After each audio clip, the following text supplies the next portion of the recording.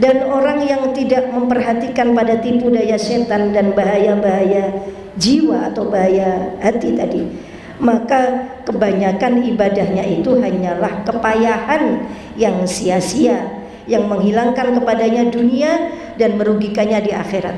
Ya, kalau kita tidak sadar bahwa itu hawa nafsu, maka rugi akhirat kita. Terhadap yang demikian itu Allah Ta'ala berfirman, ini surat Al-Kahfi, A'udzu billahi minasy syaithanir rajim. Qul hal unabbiukum bil akhsarina a'mala, yaitu alladzina dhalla sa'yuhum fil hayatid dunya wa hum yahsabuna annahum yuhsinuna sun'a. Al-Kahfi 103-104. Qul, katakan Muhammad, apakah unabbiukum, mau aku ceritakan kepada kalian, bil akhsarina, dengan orang yang paling rugi. Apanya? Amalan, amal-amalnya. Mau tak kasih tahu siapa orang yang paling rugi amal-amalnya? Ingat, amal, ketaatan. Siapa orang yang ibadahnya, perbuatannya paling rugi? Yaitu alladzina, orang-orang yang dhalla, tersesat, sia-sia, sa'yuhum, susah payahnya. Perbuat sa'yu itu sa'i, lari-lari kecil. Sa'yuhum berarti ibadah mereka yang susah payah, ngongsro ngoyo ibadah tapi sia-sia. Fil hayatid dunya, di dunia dia soro ibadah. Wahum, dan mereka itu yahsabuna, mereka mengira, annahum, bahwa sesungguhnya mereka, yuhsinuna, telah berbuat baik, sun'an, sebaik-baiknya. Dia mengira sudah solihah, sudah ahli ini, ahli ilmu, ahli Quran, mengira, tapi sesungguhnya dia masuk golongan akhsarina a'mala, rugi serugi-ruginya di akhirat. Kenapa? Salah niat, salah hatinya tadi yang kurang dibetulkan. Sekarang yang keempat, keadaan yang keempat. Jadi ada berapa respon? 1, 2, 3. Sekarang respon nomor 4. Tambah apot meneh, lebih berat ini. Keadaan yang keempat yaitu benar dalam ibadah. Ini yang benar, ini yang benar. Gimana yang benar? Hendaknya ia benci pada pujian dan marah pada benci pada pujian dan marah kepada orang yang memuji. Disuruh benci dan marah pada orang yang memuji. Ini yang benar menurut agama. Tidak populer memang, tapi begitu, tidak ada hadisnya ya. Kemarin juga sudah pernah hadisnya. Karena ia mengetahui bahwa pujian itu fitnah atau berita bohong baginya, dan dapat memutuskan punggungnya, yang dapat mendatangkan mudarat atau bahaya baginya pada agamanya. Dan hendaknya ia mau menyenangi orang yang mencelanya, benci pada yang memuji, senang pada yang mencela. Karena ia mengetahui bahwa orang yang mencelanya itu ia menunjukkan kekurangannya, menunjukkan kepadanya yang penting baginya, dan ia mau menunjukkan sesuatu bagi kebaikannya. Nabi SAW telah bersabda, Raksut tawadhu' antakroha antuzkaro bil birri wat taqwa. Raksut tawadhu', puncaknya kerendah hatian adalah, puncaknya rendah hati atau tawadhu adalah antakroha, ketika engkau, akroha yukrihu, fi'il madhi.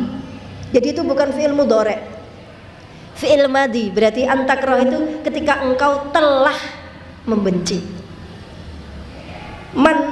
Antakroha, ketika engkau telah membenci, antuzkaro, ketika disebut, ketika telah disebut, azkaro yuzkiru, yuzkaro disebut, bil birri dengan orang yang baik, wat taqwa dan takwa. Termasuk puncaknya tawadhu, rendah hati adalah ketika engkau benci, ketika disebut-sebut kebaikanmu, ketakwaanmu, itu engkau benci gitu. Itu puncak ketawadhuan. puncak kerendah hatian. Jadi aku kepingin dikenal sebagai orang yang tidak baik, tidak takwa, jahat, pelit. Aku senang gitu itu. Bukan sebaliknya. Ini adalah yang benar. Kalau yang nomor 3 tadi itu ya sempurna. Apa? Sama antara apa? Pujian dan celaan. Wis iku pokoke wong ngemeng gitu terus padha ae. Kalau yang kedua tidak menunjukkan respon secara fisik. Kalau yang nomor 1 merespon, ya merespon fisik. Yang nomor 4 ini justru sebaliknya. Pada orang yang benci itu dia habis lari. Seneng aku wong iku senengane ngulem-ngulem, gak seneng aku wong senengane ngelem-ngelem. Aku seneng dhek iku senengane ngritik. Aku nek ketemu dhek, aku kurang apa iki? Karena orang yang suka mengkritik kita itu berarti orang yang membenci kita, berarti orang yang fokus pada kekurangan kita. Ini sudah pernah kita sampaikan dulu. Jadi sekarang dibalik ya, belajar menyukai orang yang membenci kita. Hara kono wangele, masya Allah. Nek ndelok pagere dus males noleh, saiki enggak jempokon pagere. I love you, Allahumma sholli ala Muhammad. Terima kasih, aku sudah ditunjukkan kejelekanku. Belum wonge metu temenan ya apa? Ya guyu assalamualaikum, wonge mlebu meneh melengos. Ya sudah enggak apa-apa. Yang penting kita sudah pegang apanya tadi? Pagernya. Bilang apa? I love you. Karena Allah. Kan ini ibadah. Mencintai orang yang mencela, yang membenci kita. Abot ya Allah, abot karena ini nafsu ingin dipuji. Siapa? Imam Ghazali. Kita di kitab apa itu Minhaj ya, Ahmad bin Arqam. Nafsunya itu sampai nangis. Nafsunya Imam Ghazali sampai nangis. Soalnya Imam Ghazali tidak pernah sekalipun ngasih makan nafsunya gitu. Nafsunya pengen apa? Pengen dilemah. Aku benci ambek wong sing ngelem. Nafsunya pengen dihargai, enggak. Kalau ada orang menghargai aku lari. Ya, nafsunya tuh kayak kering, miskin, kurus kering nafsunya karena enggak pernah dikasih makan. Nah, nafsu kita ini lemu-lemu.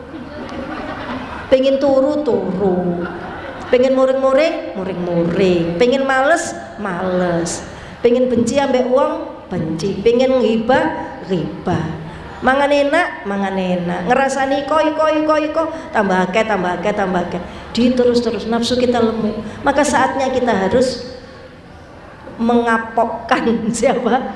Nafsu tadi. Kapok kono wong ngelem tambah seneng. Alhamdulillah wa syukrulillah. Baliknya, karena telah diriwayatkan bahwa Nabi SAW bersabda, ada hadisnya lagi. Berarti kalau kita masih senang dipuji, berarti kita sombong apa tawadhu? Sombong.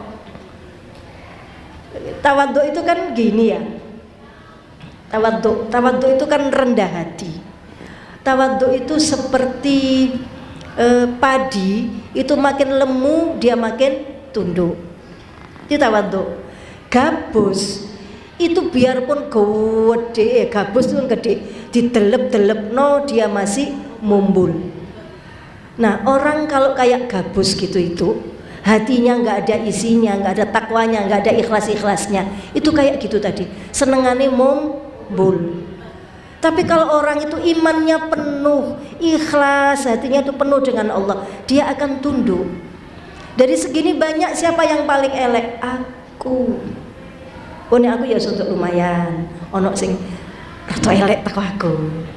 Kalau kita sudah merasa yang paling buruk, ini tadi loh ya, yang paling buruk aku. Jadi kalau ada orang ngelilakno aku, ancane bener sing paling elek iku aku.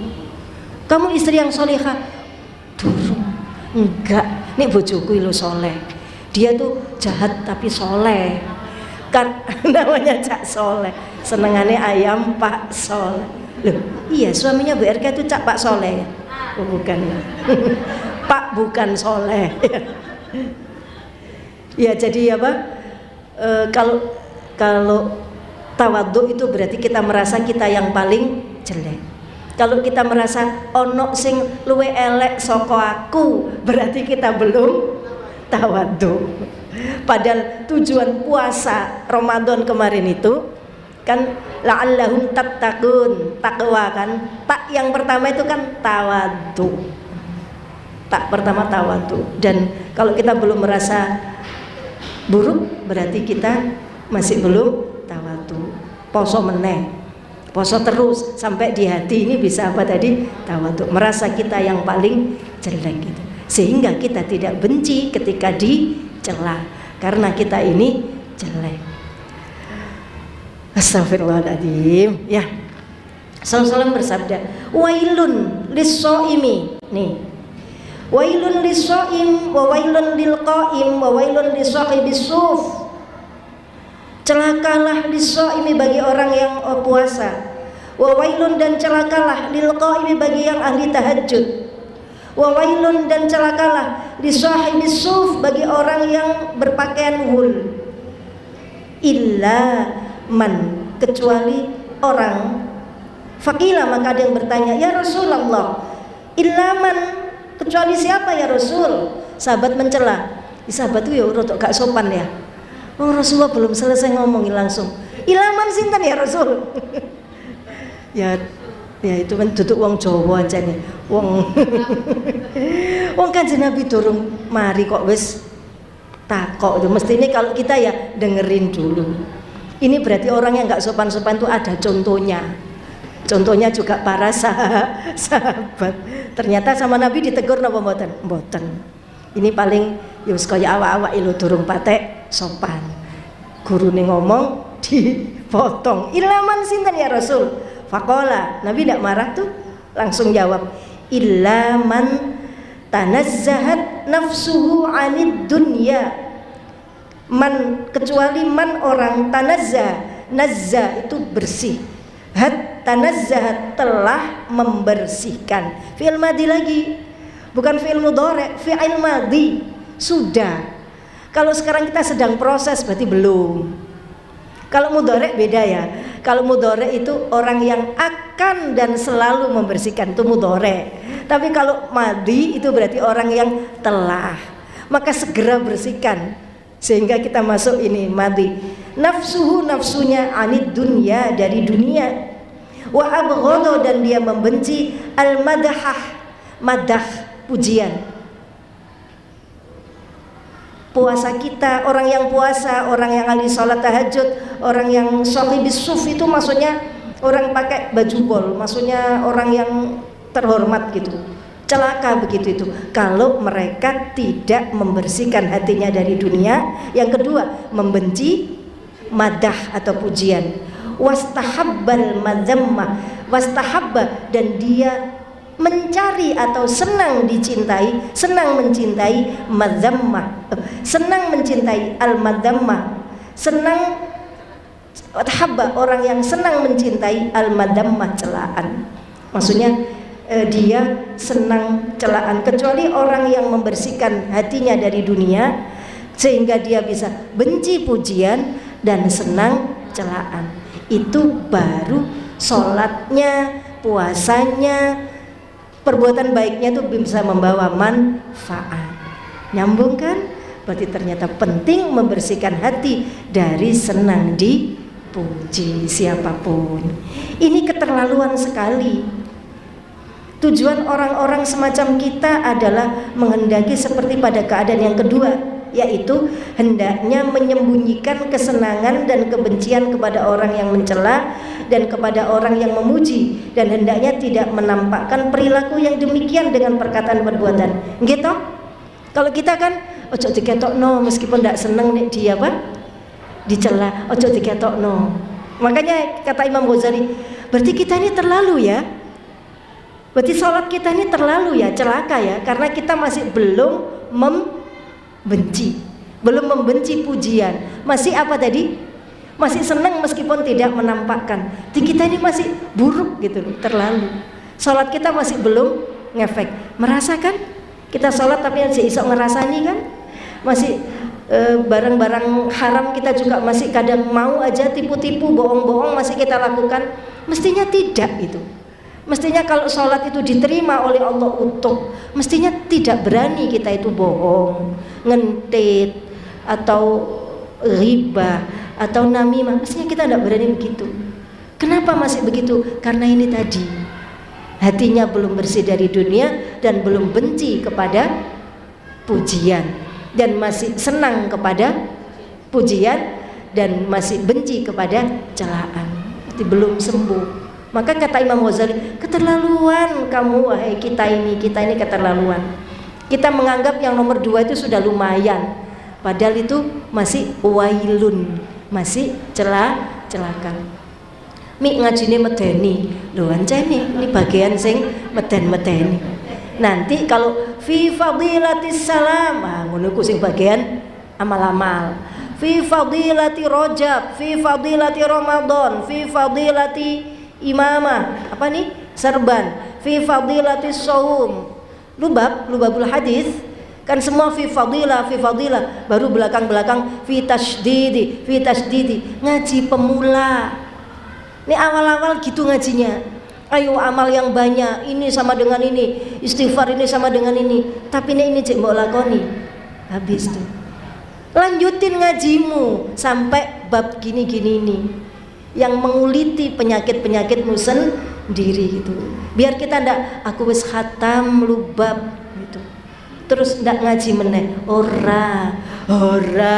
Wis khatam lubab. Ya seneng alhamdulillah kalau standarnya adalah hadis-hadis yang, tetapi ada ini gitu.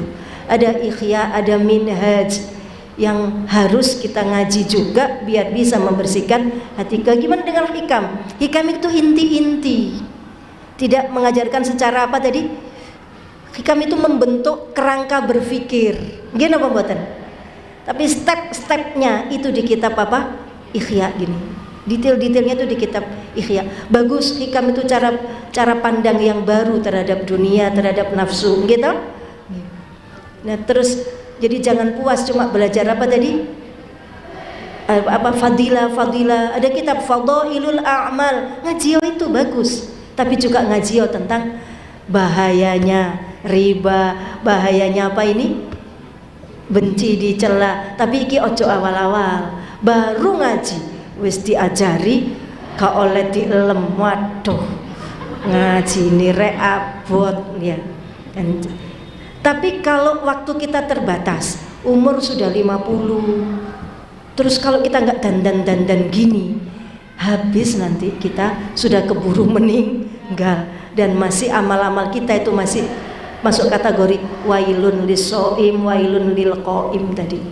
Ini kalau anu gitu ya pasti ndak gini, pasti ngajinya ya yang gitu, ngajinya yang siapa baca bismillah sekali setara dengan 400 kebaikan. Terus kaitannya gimana Mi? Itu dengan kitab gini, terkait Bun. Contoh, siapa baca bismillah ada 400 kebaikan. Yang disebut kebaikan itu antara lain diberitahukannya kepadamu tentang penyakit-penyakit hatimu. Itu kebaikan. Ditolongnya kamu oleh Allah sehingga kamu mampu menghilangkan rasa senangmu ketika dipuji. Itu kebaikan. Kebaikan tuh nggak cuma ayu, gak jerawatan, duit akeh, kudu ikut tok. Kebaikan itu ini juga termasuk kebaikan. Jadi nyambung. Tetap lakukan ketaatan, tapi juga jauhi kemaksiatan gitu. Kalau waktunya terbatas, lebih penting apa tadi? Jauhi kemaksiatan. Termasuk ini. Jadi gimana? Adapun yang ketiga sekarang. Ini sudah habis waktunya. Oh, udah sampun telas pun jam 9:04. Dereng khatam nggih. Mboten napa-napa nggih, Bun. Jenengan kuat, Bun, ngaos Ikhya. Insyaallah nggih. Allah yang ngasih kekuatan. Mi, bagaimana kalau saya keburu meninggal sebelum khatam Ikhya? Jenengan kita tercatat sebagai orang yang ingin terus membersihkan hati. Meskipun OTW belum sampai selesai, dan itu bagus, status kita syahid dalam mencari ilmu. Insya Allah.